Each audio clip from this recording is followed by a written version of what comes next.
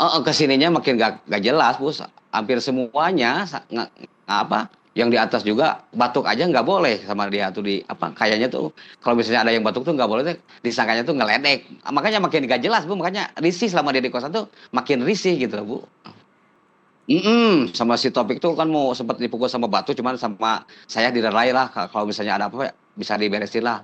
Harusnya nggak boleh kayak gitu gitu kan. Kalau misalnya nanti lewat, harusnya permisi atau gimana. Jagalah tata krama biar Ini apa. Pemirsa, laki-laki 3 tahun menghilang tanpa kabar. Akhirnya seorang perempuan asal Bandung ditemukan dalam kondisi mengenaskan. Dirinya diduga menjadi korban penyekapan dan penganiayaan oleh orang terdekatnya sendiri. Bagaimana kasus ini terkuak dan bagaimana keseharian pelaku bersama korban di kamar kos? Kita sudah terhubung dengan Reza Rohendi, penjaga kos kawasan Cilenyi, Kabupaten Bandung. Halo, selamat sore Mas Reza. Sore, Bu. Iya, Mas Reza ini adalah yang membawa korban ke rumah sakit ya, Mas? Iya, iya, yang bawa korban ke rumah sakit. Oke, bisa diceritakan hari itu seperti apa? Siapa yang memberitahu Mas Reza untuk membawa korban?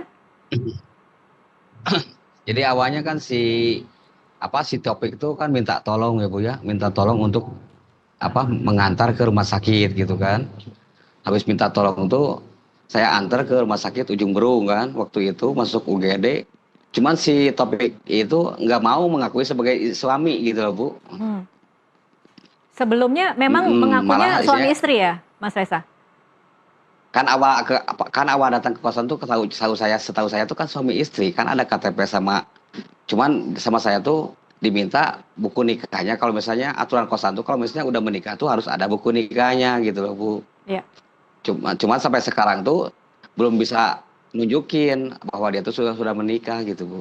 Si Taufik ini tinggal di kos-kosan ini atau hanya pulang pergi, Mas Reza?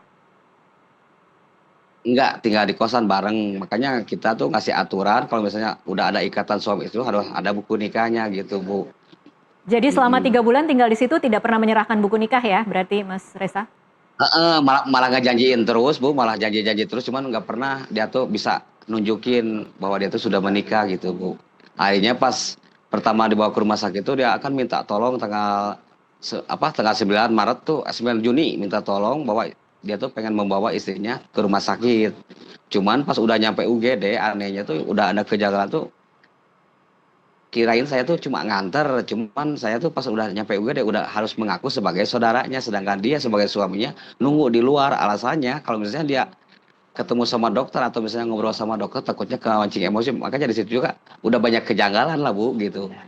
Waktu Mas Reza membawa korban ke rumah sakit kondisinya seperti apa, Mas?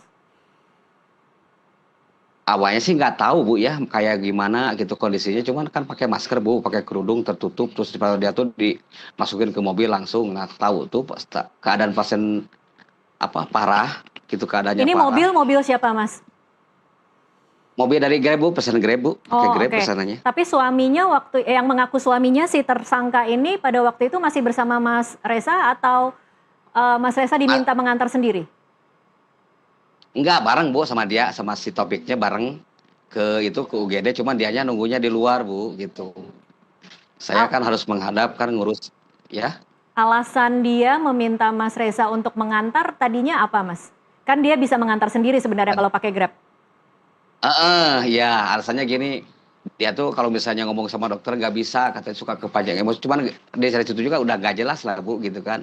Akhirnya saya tahu keadaan pasien itu pas udah dibalut lukanya sama pihak rumah sakit Ujung Berung gitu, Bu. Oke, selama tinggal di kos-kosan, seperti apa yang Mas Reza tahu tentang baik korban maupun pelaku? Ya. Awal datang ke kosan tuh kan isinya dia tuh apa nunggu di motor, Bu, di gerbang parkiran kan. Saya nggak tahu posisinya kayak gimana, cuman pas saya disuruh masuk tuh nggak nyaut gitu. Ayo ini masuk dulu, kasih Anya lagi ngobrol dulu nunggu kan. Nah dia tuh malah nungguin di motor, nggak turun-turun, Bu. Nah saya isinya kan lihat gitu kan pas dia udah mau masuk kamar tuh si Topiknya langsung bawa ke kamar kan. Nah masuknya juga di papa, Bu, sama si Topik tersebut sama di papa langsung ke kamar dibawa masuk. Udah nggak bisa lihat pas kesini juga, Bu. Bahkan bilangnya si Topik tuh punya istri tuh sakit, udah gak bisa lihat, katanya -17 bilangnya kayak gitu, Bu. Mas Reza tidak pernah berbicara ya dengan korban selama 3 bulan tinggal? Nggak pernah, Bu, nggak tahu suaranya kayak gimana, disuruh masuk juga pas lagi ngobrol si topiknya sama saya di sini pas mau awal ngekos tuh nggak pernah nyaut, Bu. Disuruh masuk juga nggak nyaut, nggak ngomong apa-apa, nunggu aja di motor kayak gitu, Bu. Kalau dengan Taufiknya pernah berbicara dengan Mas Reza tidak? Apa sering itu mah sering Orangnya ngobrol seperti bareng apa, sering, Mas? cuman alasannya kan jadi awalnya baik, Bu. Awalnya isinya kan dia kos di sini tuh kan dia tuh sebagai leasing kan. Dia tuh kalau misalnya kunjungan ke konsumen tuh wilayah Bandung Timur katanya jadi ke kos di sini tuh biar dekat kalau kunjungan kayak gitu. Kalau misalnya dekat kosannya di sini jadi bisa pulang dulu nengokin seorang istri kan lagi sakit bilangnya kayak begitu, Bu. Kanan kiri dari kamar korban itu ada penghuninya tidak, Mas Reza? Dan pernahkah ada laporan bahwa mereka mendengar sesuatu? Ya, kalau laporan sih nggak ada, Bu. Cuman kalau misalnya yang sebelah kiri ada yang isi, sebelah kanannya juga ada yang isi. Cuma kalau laporan dari yang kos tuh nggak ada laporan apa-apa, ngomong apa-apa nggak ada. Cuman yang sebelah kiri itu pernah ada yang isi kan awalnya kan. Cuman dia tuh ketakutan karena diancam atau mau dipukul sama batu karena dia lewat tanpa permisi gitu kan. Jadi ketakutan akhirnya dia pindah kosan, Bu, gitu. Oh, oke.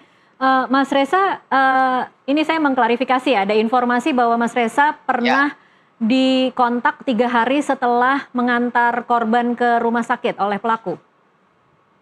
Oh Ada iya, itu ancaman kan katanya. udah ada kejadian, Bu.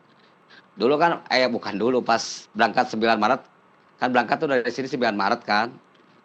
9 Maret, bukan 9 Maret, 9 Juni. 9 Juni berangkat ke rumah sakit. Nah, besoknya kan tanggal 10. Nah, dia tuh kan maunya diakui sebagai saudara. Saya harus mengakuinya sebagai apa? Yang punya kosan. Cuman kan kalau misalnya sama dokter kan harus benar-benar jujur kan, Bu. Karena pihak dokter tuh mau ngambil tindakan operasi, cuma harus kata dokter diharuskan kalau mau ngambil tindakan operasi harus ada pihak saudara katanya, Bu. Kayak gitu.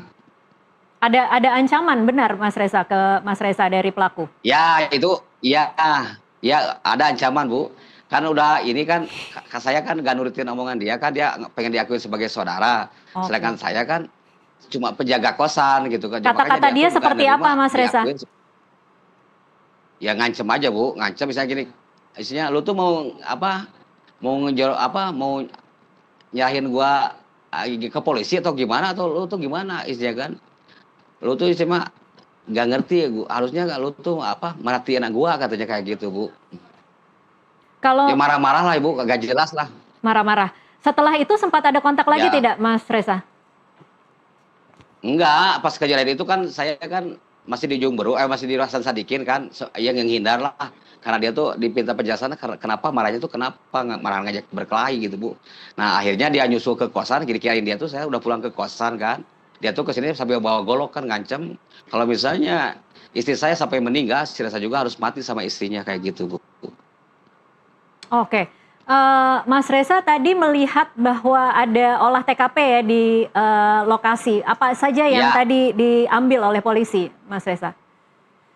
ya, ada tadi apa mulai jam 12 kalau nggak salah tadi itu. Mulainya jam 12 terus ya ada yang dibawa barang bukti lah, Bu. Ada yang cuman udah diamanin lah sama pihak kepolisian barang buktinya.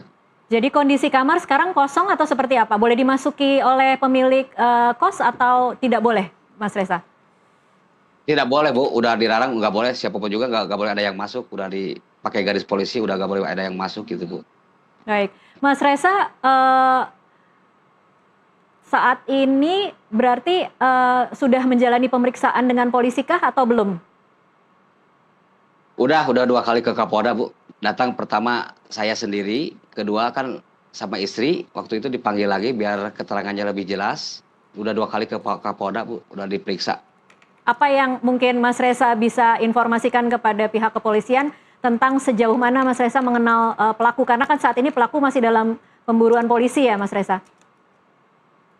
Iya, sekarang masih dalam pengejaran polisi. Karena udah ada ancaman, jadi saya tuh disuruh kalau misalnya Ya harus jaga diri lah, harus jaga-jaga aja dulu. Soalnya ini kan si pelaku tuh kan belum ketangkap ya, masih dalam pengejaran gitu Bu.